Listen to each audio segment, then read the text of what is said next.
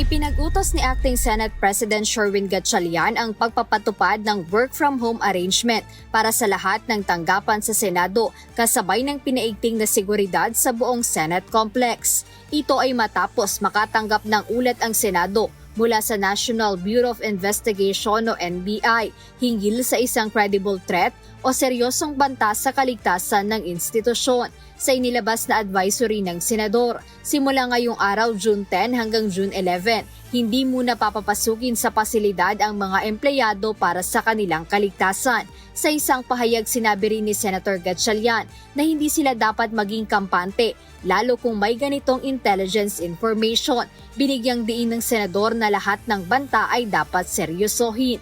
Kaugnay nito, nagsagawa na rin ng security surveillance inspection ang Senate Office of the Sergeant at Arms sa buong Senate premises kahapon. Heightened yung aming security right now because of the info that the NBI director gave the senators. So to address this, heightened yung ating security, yung ating mga ingress saka egress.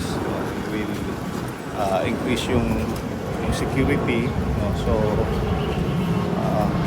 So far yun naman ang gagawin natin.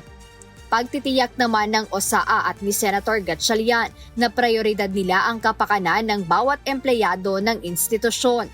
Hindi naman dapat kabahan kasi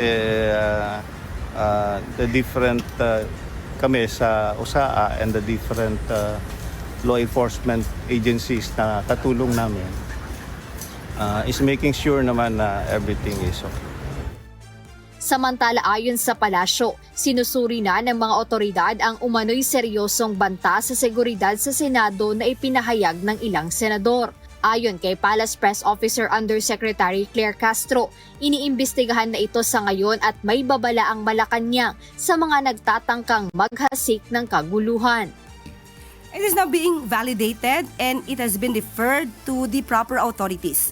Sa mga nagtatangka, dahil nga may nauulinigan po na ganitong mga security threats, kayo man ay senador o ordinaryong tao na nagsasagawa nito, hindi po kayo makakaligtas sa kamay ng batas. Jed Neresina, humahataw sa balita ngayon.